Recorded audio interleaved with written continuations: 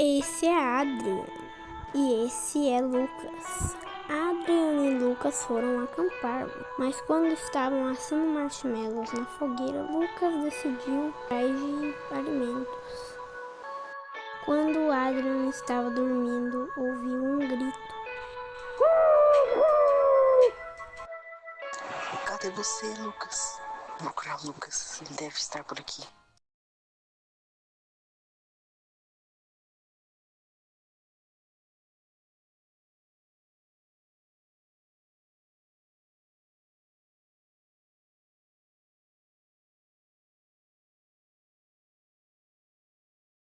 Lucas para ver o que era, até que